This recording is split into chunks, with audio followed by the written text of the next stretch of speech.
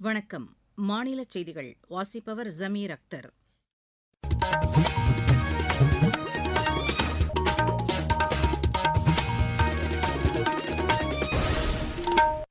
தலைப்புச் செய்திகள். India Mauritius இடையேயான நட்புறவு மேலும் வலுவடையும் என்று பிரதமர் திரு நரேந்திர மோடி நம்பிக்கை தெரிவித்துள்ளார். சுயசார்பு இந்தியா திட்டத்தின் கீழ் பாதுகாப்புத்துறை வளர்ச்சி கண்டு வருவதாக மத்திய இணையமைச்சர் டாக்டர் எல் முருகன் கூறியுள்ளார். தமிழ்நாட்டில் நிலவும் பிரச்சினைகளில் இருந்து மக்களை திசை திருப்பும் நடவடிக்கைகளில் மாநில அரசு கவனம் செலுத்தி வருவதாக திமுக குற்றம் சாட்டியுள்ளது. தமிழகத்தில் கோவை, நீலகிரி, திண்டுக்கல், தேனி மாவட்டங்களில் ஒரு சில பகுதிகளில் இன்று பலத்த காற்றுடன் கூடிய கனமழைக்கு வாய்ப்புள்ளதாக வானிலை ஆய்வு மையம் தெரிவித்துள்ளது. லண்டனில் நடைபெற்று வரும் புரோ ஹாக்கி லீக் போட்டியில் இந்தியா 3-2 என்ற கோல் கணக்கில் இங்கிலாந்தை வென்றது. இனி விரிவான செய்திகள். இந்தியா மொரீஷியஸ் இடையேயான நட்புறவு மேலும் வலுவடையும் என்று பிரதமர் திரு நரேந்திர மோடி நம்பிக்கை தெரிவித்துள்ளார். இது தொடர்பாக சமூக வலைதளத்தில் பிரதமர் வெளியிட்டுள்ள பதிவில், மொரீஷியஸ் பிரதமர் திரு நவீன் சந்திர ராம்கூலம் உடனான பேச்சுவார்த்தைகள் ஆக்கப்பூர்வமாக இருந்தது என்று குறிப்பிட்டுள்ளார். மொரீஷியஸுக்கு இந்தியா வழங்கியுள்ள சிறப்பு பொருளாதார நிதி தொகுப்பு திட்டத்தின் கீழ் அந்நாட்டின் பல்வேறு திட்டங்களை இந்தியா செயல்படுத்தி வருவதை பிரதமர் சுட்டிக்காட்டியுள்ளார்.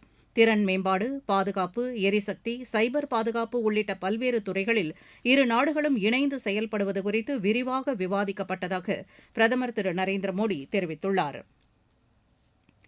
நாட்டின் ஜவுளி ஏற்றுமதி வரும் 2031ஆம் ஆண்டுக்குள் $100 பில்லியன் என்ற இலக்கை எட்டும் என்று மத்திய ஜவுளித்துறை அமைச்சர் திரு கிரிராஜ் சிங் நம்பிக்கை தெரிவித்துள்ளார். திருப்பூரில் ஏற்றுமதியாளர்களுடன் கலந்துரையாடிய பின் செய்தியாளர்களிடம் பேசிய அவர் இதனை தெரிவித்தார். புதிய வகை ஆடைகளை தயாரித்து ஏற்றுமதி செய்வது குறித்து ஆலோசனை நடத்தியதாக அவர் கூறினார். ஜவுளி உற்பத்தியை அதிகரிக்கும் வகையில் மத்திய மாநில அரசுகள் இணைந்து செயல்பட வேண்டும் என்று அவர் கேட்டுக் கொண்டார். ஜவுளி ஏற்றுமதியாளர்களின் கோரிக்கைகள் பரிசீலிக்கப்பட்டு அவற்றை நிறைவேற்றுவதற்கான நடவடிக்கைகள் மேற்கொள்ளப்படும் என்று திரு கிரிராஜ் சிங் கூறினார். புலிகள் பாதுகாப்பு நடவடிக்கைகள் பல்லுயிர் பெருக்கத்திற்கு உதவிடும் என்று மத்திய சுற்றுச்சூழல் துறை அமைச்சர் திரு பூபேந்தர் யாதவ் தெரிவித்துள்ளார். ராஜஸ்தான் மாநிலம் அல்வாரில் புலிகள் பாதுகாப்பு தொடர்பான தேசிய பயிலரங்கை தொடங்கி வைத்து பேசிய அவர் இதனை தெரிவித்தார். புலிகள் பாதுகாப்பு திட்டம் வனவிலங்கு பாதுகாப்பில் ஒரு குறிப்பிடத்தக்க நடவடிக்கை என்று அவர் குறிப்பிட்டார்.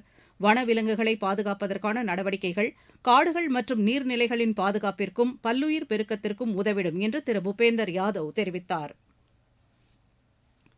சுயசார்பு இந்தியா திட்டத்தின் கீழ் பாதுகாப்புத்துறை வளர்ச்சி கண்டு வருவதாக மத்திய தகவல் ஒலிபரப்புத்துறை இணையமைச்சர் டாக்டர் எல் முருகன் கூறியுள்ளார். சமூக வலைதளத்தில் அவர் வெளியிட்டுள்ள பதிவில், இந்தியாவின் முதலாவது C-295 விமானம் உள்நாட்டு தொழில்நுட்பத்தில் தயாரிக்கப்பட்டு சாதனை படைக்கப்பட்டுள்ளதாக பிரதமர் தனது மன் கி பாத் உரையில் குறிப்பிட்டுள்ளதை சுட்டிக்காட்டினார். மத்திய பாதுகாப்பு ஆராய்ச்சி மேம்பாட்டு நிறுவனம் தனியார் நிறுவனங்களுடன் இணைந்து நீண்ட தூர ஏவுகணை சோதனைகளை வெற்றிகரமாக நடத்தி சாதனை படைத்து வருவதாக அவர் குறிப்பிட்டுள்ளார். இந்திய மொழிகள், பழமையான நூல்கள், கையெழுத்து பிரதிகள் ஆகியவற்றை டிஜிட்டல் முறையில் பாதுகாக்க செயற்கை நுண்ணறிவு தொழில்நுட்பம் அடிப்படையிலான முயற்சிகள் மேற்கொள்ளப்பட்டு வருவதாக அவர் தெரிவித்தார். மத்திய அரசின் இத்தகைய முயற்சிகள் இந்திய மொழிகள் மற்றும் கலாச்சார பாரம்பரியத்தை வலுப்படுத்துவதுடன் தொழில்நுட்ப அடிப்படையிலான பாரம்பரியத்துடன் இணைப்பை ஏற்படுத்தும் என்று டாக்டர் எல் முருகன் தெரிவித்துள்ளார். விவசாயிகளுக்கு உதவிடும் வகையில் அதிக ஈரப்பதம் இருக்கும் நெல்மணிகளை வேளாண் துறை உதவியுடன் உலர வைத்து அவற்றை கொள்முதல் செய்வதற்கான நடவடிக்கைகள் மேற்கொள்ளப்படும் என்று மாநில உணவு அமைச்சர் திரு வெங்கட்ரமணன் தெரிவித்துள்ளார். திருவாரூரில் உள்ள தமிழ்நாடு நுகர்பொருள் வாணிபக் கழக கிடங்குகளில் ஆய்வு மேற்கொண்ட பின் அவர் இதனை தெரிவித்தார். தண்ணீர் பற்றாக்குறை அல்லது மழைப்பொழிவு குறையும் காலங்களில் மாற்றுப் பயிர்களை பயிர் செய்வதற்கான முயற்சிகளை விவசாயிகள் மேற்கொள்ள முன்வர வேண்டும் என்று திரு வெங்கட்ரமணன் கேட்டுக் கொண்டார். தமிழ்நாட்டில் நிலவும் பிரச்சினைகளுக்கு தீர்வு காண்பதை தவிர்த்து மக்களை திசை திருப்பும் வேலைகளில் மாநில அரசு கவனம் செலுத்தி வருவதாக திமுக தலைவர் திரு மு க ஸ்டாலின் குறை கூறியுள்ளார். சென்னையை அடுத்த வானகரத்தில் நடைபெற்ற நிகழ்ச்சியில் பேசிய அவர், தமிழ்நாட்டின் நலனை கருத்தில் கொண்டு திமுக தொண்டர்கள் பணியாற்ற வேண்டும் என்று கேட்டுக் கொண்டார். திமுக ஆட்சிக் காலத்தில் மாநிலத்தின் வளர்ச்சிக்காக பல்வேறு திட்டங்கள் செயல்படுத்தப்பட்டதாக அவர் கூறினார். தமிழகத்தில் சட்டம் ஒழுங்கு சீர்குலைந்துள்ளதாகவும் பாலியல் வன்கொடுமை, போதைப்பொருள் புழக்கம் அதிகரித்து வருவதாகவும் அவர் குற்றம் சாட்டினார். பதவியை கருத்தில் கொள்ளாமல் கொள்கையை முக்கியமாக கருதி மாற்றுக் கட்சியினர் திமுகவில் இணைந்து வருவது பாராட்டுதலுக்குரியது என்று திரு மு க ஸ்டாலின் கூறினார். நீங்கள் கேட்டுக்கொண்டிருப்பது மாநில செய்தி அறிக்கை. ஊரக வளர்ச்சிக்கான புதிய அத்தியாயம். வளர்ச்சியடைந்த இந்தியாவிற்கான ஊரக வேலைவாய்ப்பு உறுதி மற்றும் வாழ்வாதார சட்டம் ஜூலை மாதம் 1ஆம் தேதி முதல் செயல்பாட்டுக்கு வருகிறது. இந்த சட்டம் வருடத்திற்கு 125 நாட்கள் வேலையை உறுதி செய்கிறது. இதில் வாரந்தோறும் ஊதியம் வழங்கப்படுவது கட்டாயமாக்கப்பட்டுள்ளது. பணி முடிந்த 15 நாட்களுக்குள் ஊதியம் வழங்குவதை உறுதி செய்வதற்கான அம்சங்களும் இதில் இடம்பெற்றுள்ளன. ஊதியம் காலதாமதமாக வழங்கப்பட்டால் அதற்கான இழப்பீட்டுத் தொகைக்கும் இதில் வகை செய்யப்பட்டுள்ளது. வளர்ச்சியடைந்த இந்தியாவிற்கான பயணத்தில் மோடி அரசு தொடரும் சீர்திருத்த நடவடிக்கைகள்.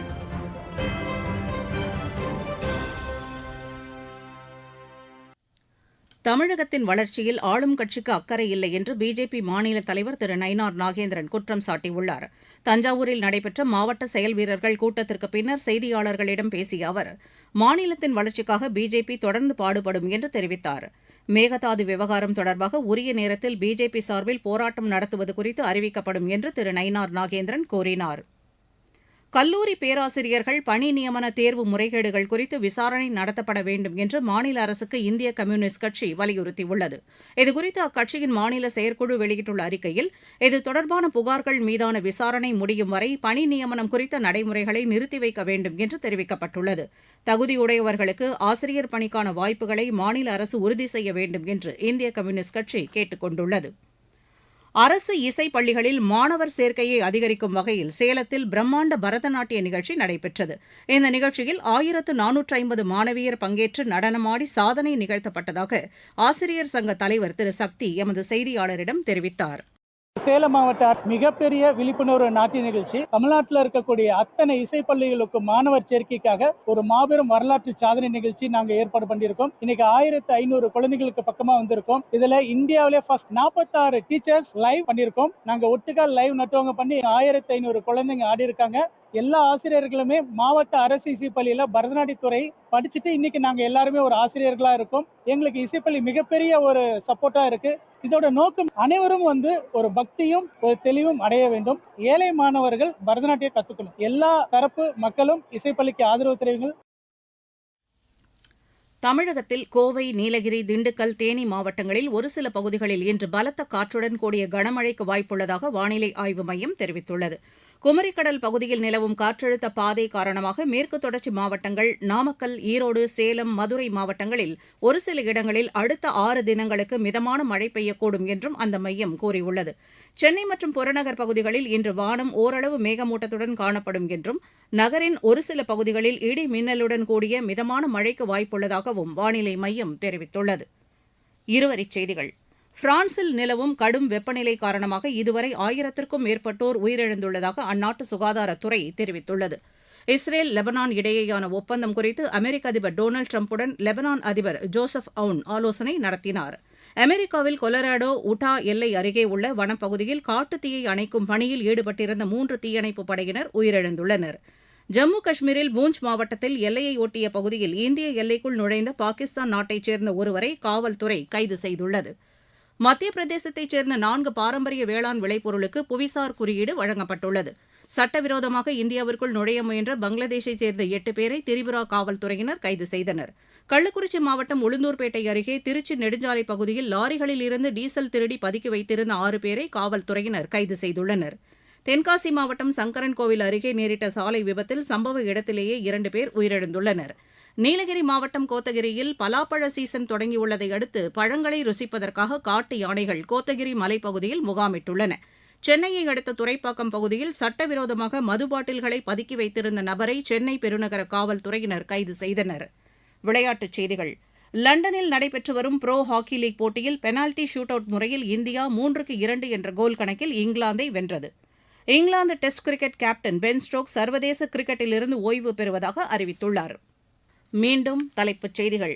இந்தியா மொரீஷியஸ் இடையேயான நட்புறவு மேலும் வலுவடையும் என்று பிரதமர் திரு நரேந்திர மோடி நம்பிக்கை தெரிவித்துள்ளார். சுயசார்பு இந்தியா திட்டத்தின் கீழ் பாதுகாப்புத்துறை வளர்ச்சி கண்டு வருவதாக மத்திய இணையமைச்சர் டாக்டர் எல் முருகன் கூறியுள்ளார். தமிழ்நாட்டில் நிலவும் பிரச்சினைகளில் இருந்து மக்களை திசை திருப்பும் நடவடிக்கைகளில் மாநில அரசு கவனம் செலுத்தி வருவதாக திமுக குற்றம் சாட்டியுள்ளது. தமிழகத்தில் கோவை, நீலகிரி, திண்டுக்கல், தேனி மாவட்டங்களில் ஒரு சில பகுதிகளில் இன்று பலத்த காற்றுடன் கூடிய கனமழைக்கு வாய்ப்புள்ளதாக வானிலை ஆய்வு மையம் தெரிவித்துள்ளது. லண்டனில் நடைபெற்று வரும் ப்ரோ ஹாக்கி லீக் போட்டியில் இந்தியா 3-2 என்ற கோல் கணக்கில் இங்கிலாந்தை வென்றது. செய்தி அறிக்கை நிறைவு பெற்றது.